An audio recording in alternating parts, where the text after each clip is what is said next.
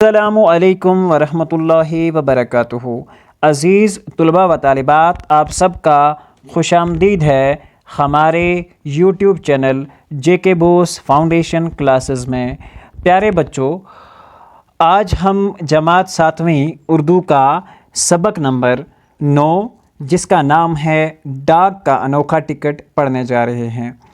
प्यारे बच्चों, सबक शुरू करने से पहले आपको बताते चलें कि चैनल पर क्लास 6 से लेकर क्लास 10 तक के उर्दू के लेक्चर्स अपलोड हो चुके हैं। तो प्यारे बच्चों, आप प्लेलिस्ट में जाकर अपनी क्लास के वीडियोस नंबर वाइज देख सकते हैं। तो प्यारे बच्चों, बगैर वक्त ज़ाया किए हम आज का अपना जो लेसन है वो शुरू करते हैं। डाक का अनोखा टिकट। प्यारे बच्चों, आपने डाक के यादगारी टिकट तो बहुत देखे होंगे। डाक तार का जो महकमा होता है मुख्तलिफ़ शख्सियात की यादगार के तौर पर डाक टिकट जारी करता रहता है। तो ऐसे इस तरह के बहुत सारे टिकट्स जो हैं हिंदुस्तान में भी बहुत सारे लोगों के नाम पर जारी हुए हैं। आई बात समझ बच्चों। आप लेसन के ऊपर जो ये मार्का बना हुआ है इसमें ये इस तरह के टिकट्स होते हैं जो आप देख पा रहे हैं अभी अपनी स्क्रीन पर। तो टिकट इस तरह के होते हैं और डाक में ये ख़तों के ऊपर इस्तेमाल किए जाते हैं। इनके ऊपर डिफरेंट कास्ट होती है। स्पीड पोस्ट के लिए अलग टिकट्स आते हैं, पार्सल के लिए अलग टिकट्स आते हैं और ये हर जगह इस्तेमाल महकमा तार जो कम्युनिकेशन का डिपार्टमेंट होता है ये डिपार्टमेंट और ये जो अपना ख़त भेजने का डिपार्टमेंट है जिसको हम डाक का महकमा कहते हैं वो भी इन टिकटों का बहुत ज़्यादा इस्तेमाल करते हैं। चलिए तो हम लेसन की लाइन बाय लाइन रीडिंग करते हैं तो आपको आइडिया हो जाएगा लेसन में कि इनका क्या इस्तेमाल होता है। आपने डाक के यादगारी टिकट तो बहुत देखे होंगे। आए दिन हम अखबारों में पढ़ते हैं कि किसी आदमी की यादगार मनाए जाने के लिए डाक और तार के जो महकमे हैं, ठीक है बच्चों, डाक और तार के जो महकमे हैं उन्होंने टिकट जारी किया है। आई बात समझ बच्चों, शाबाश। महात्मा गांधी, जवाहरलाल नेहरू, सरदार पटेल, मौलाना आज़ाद, रफ़ी अहमद कदवाई और बहुत से दूसरे लीडरों के यादगारी डाक टिकट जो है जारी किए जा चुके हैं हिंदुस्तान में अभी तक। ठीक है बच्चों, तो ये वो लोग हैं हिंदुस्तान के जिनके नाम के ऊपर डाक के टिकट्स बनाए जाते हैं और मुख्तलिफ़ चीज़ों पर इस्तेमाल किए जाते हैं। शायर और अदीबों में मीराबाई, कालिदास, सूरदास, रविंद्रनाथ टैगोर, गालिब, अनीस, सर सैयद अहमद खान, इकबाल और प्रेमचंद के यादगारी टिकट डाक टिकट भी जारी किए गए हैं। तो शायरों में भी और अदीबों में, शायर बोले जाते हैं जो पोइट्री लिखते हैं, ठीक है बच्चों, और अदीब जो हमारा नसर का पोर्शन जो है अदब लिखते हैं, ठीक है बच्चों, शाबाश। तो इनमें से जो मैंने नाम पढ़े जैसे कालिदास हैं, सूरदास है, रविंद्रनाथ टैगोर है, गालिब है, उनीस हैं, सर सैयद अहमद खान साहब हैं, इकबाल रहमतुल्लाह अलैह हैं। तो ये सारे जो लोग हैं ये हैं जिनके नाम पे टिकट्स अभी तक जारी किए गए हैं और इस तरह के टिकट जारी करने का सिलसिला बराबर कायम है। आज भी अगर कोई अच्छा काम करे तो उसके नाम पे टिकट्स जारी किए जाते हैं। आज हम आपको एक अजीब व गरीब डाक टिकट का हाल सुनाते हैं। यह टिकट जापान में जारी हुआ था। इस टिकट में अनोखी बात यह थी कि इस पर एक कुत्ते की तस्वीर बनी हुई थी। हमारे यहाँ तो प्यारे बच्चों इंसानों के वैसे डाक के टिकट जारी किए जाते हैं, लेकिन ये एक अनोखी कहानी है जिसमें जापान के मुल्क में एक कुत्ते की तस्वीर डाक के टिकट्स पे जारी होती है। अब ये टिकट की तस्वीर क्यों जारी हुई, कैसे जारी हुई, इसके पीछे एक बहुत लंबी कहानी है और वो हम अपने लेसन में पढ़ने जा रहे हैं। आप पूछेंगे कि कुत्ते की तस्वीर क्यों बनाई गई थी, तो यहाँ एक बात आती है कि कुत्ते की तस्वीर जो है वो एक डाक टिकट के ऊपर कैसे बनाई गई थी। उस कुत्ते में ज़रूर कोई ख़ास बात होगी तभी उसको इतनी अहमियत दी गई। तो हाँ, ये भी तो बात है कि उस कुत्ते के अंदर कोई ऐसी ख़ास बात थी जिसकी वजह से उस कुत्ते का जो नाम का या उसके शक्ल के नाम का एक डाक टिकट जो है वो तैयार किया गया। उसके पीछे एक बहुत दिलचस्प कहानी है। आइए हम आपको कहानी सुनाएं। तो प्यारे बच्चों, चलिए अब हम ये कहानी सुनते हैं। इस कुत्ते का नाम हाची है। हाची का ताल्लुक़ कुत्तों की एक ख़ास नस्ल से है जिसका नाम अकीता है, ठीक है बच्चों।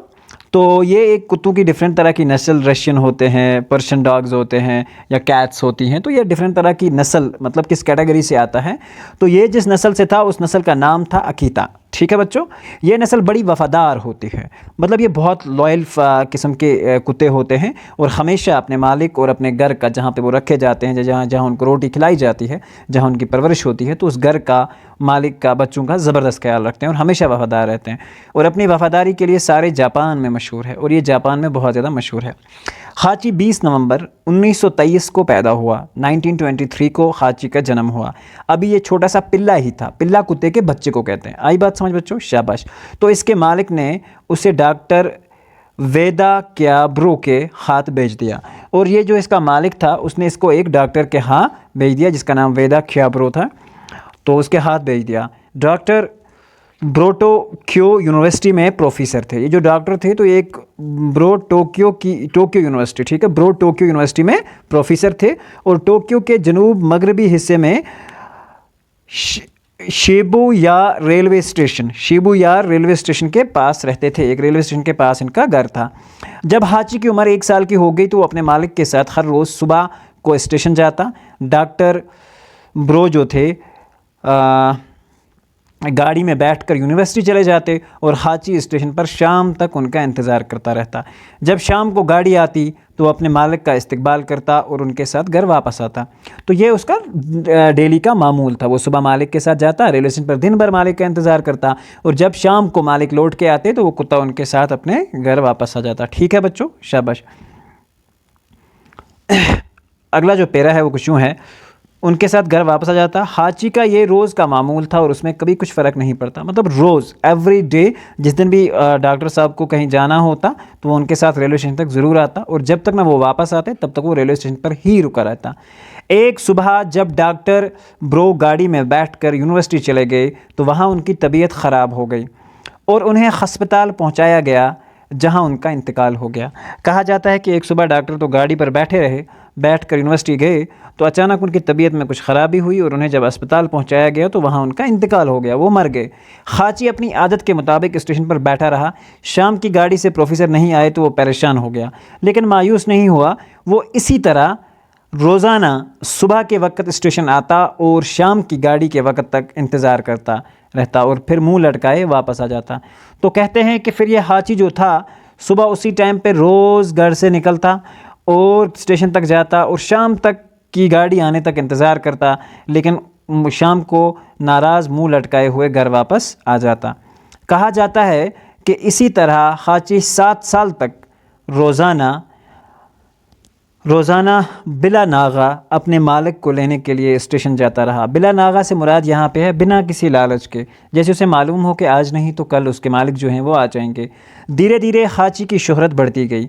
अब रोज़ जब ये कुत्ता उनका इंतज़ार करते स्टेशन पे रहता तो स्टेशन पे मुख्तलिफ़ तरह के लोग आते जाते रहते हैं, वो उनको देखते और हर एक को पता चलता कि ये फ़लाने का कुत्ता है, वो तो डेथ हो चुकी है लेकिन ये कुत्ता अभी तक इंतज़ार कर रहा है। तो इस तरह करते करते ये बहुत मशहूर हो गया। एक दिन एक अखबार के नुमाइंदे ने हाची के बारे में पूरी मालूमात हासिल की। उसने अपने अखबार में एक मुफस्सल मज़मून लिखा। मज़मून की सुर्खी थी 7 साल तक मालिक का इंतज़ार। सुर्खी से मुराद होता है हेडलाइन। आपने देखा है ना बच्चों, बहुत तरह की जो हेडलाइंस होती हैं पेपर में बड़े बड़े मोटे मोटे लफ्ज़ों से लिखी होती हैं। ठीक है बच्चों, तो उसने एक अखबार नवीस ने, एक अखबार निकालने वाले बंदे ने उसका पूरी मालूमात हासिल करके अपनी न्यूज़ में छापा। आई बात समझ बच्चों।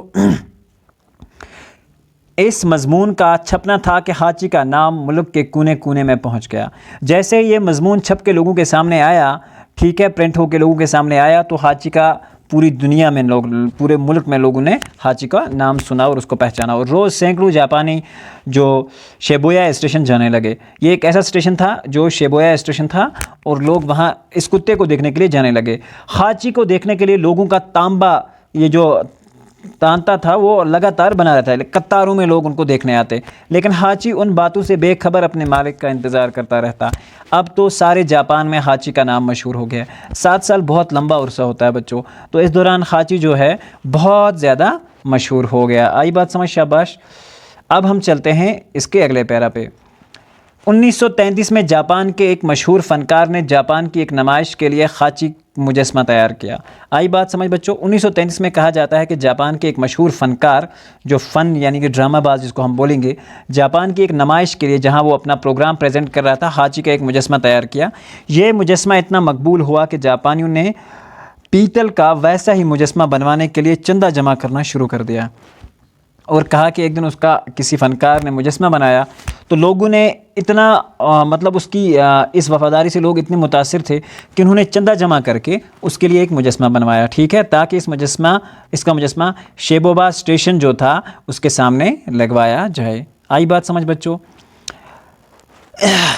21 अप्रैल 1934 को उसकी निकाब कुशाई की गई, ठीक है बच्चों। उसकी निकाब कुशाई कहा जाता है कि उससे पहले किसी मुजस्मे की निकाब कुशाई के वक़्त जापान में इतना बड़ा मजमा जो था कभी इकट्ठा नहीं हुआ था। तो कहा जाता है बच्चों कि जापान में उससे पहले नक्श कुशाई होता है जिसे हम इनाग्रेशन नहीं कहते बच्चे, पर्दा उठाना उसके ऊपर से, ठीक है। तो उसकी जो महफिल थी ना उसमें इतने ज़्यादा लोग थे कि कहा जाता है कि पूरे जापान में कभी किसी इस तरह की नुमाइश या निकाब कुशाई जो थी उसमें कोई भी इतना बड़ा मजमा कभी जमा नहीं हुआ था। फिर इसी तरह एक मुजस्मा अड़िए के शहरों में बनवाया, क्योंकि हाची उनके शहर में पैदा हुआ था। तो जहाँ हाची पैदा हुआ था उस शहर में भी उनके नाम का एक मुजस्मा बनवाया गया। अब तो हाची की मकबूलियत का ये आलम था कि हाची के नाम से जापानियों ने तरह तरह की चीज़ें बनाना शुरू कर दी। हाची चॉकलेट, हाची बिस्किट, हाची खिलौने, गरज बेशुमार चीज़ें उसके नाम पर बनाई जाने लगी। तो ये एक ट्रेंड होता है जिसे इस कॉल्ड एज बिज़नेस ट्रेंड। अगर कोई भी चीज़ ज़्यादा मशहूर होती है तो उसके नाम पे ये चीज़ें बनाई जाने लगती हैं। यही नहीं, जापान के शायरों ने खाची की वफ़ादारी पर अच्छी अच्छी नज़में कहीं और थोड़े ही दिनों में उसके गीत सब की ज़ुबान पर चढ़ गए। यहाँ तक कि एक फ़िल्म में भी खाची को पेश किया गया, ठीक है बच्चों। और कहा जाता है कि एक फ़िल्म के दौरान भी हाची को पेश किया गया। लेकिन हाची इन तमाम बातों के बाद भी इसी तरह स्टेशन पर अपने मालिक का इंतज़ार करता रहा। ये सिलसिला 10 साल तक जारी रहा। आई बात समझ बच्चों, ये सिलसिला जो था वो 10 साल तक जारी रहा। वो मरते दम तक अपने मालिक को न भूला। 1935 ईस्वी में हाची मर गया, लेकिन जापानियों के गीतों और नज़मों में हाची अभी तक ज़िंदा है, ठीक है बच्चों।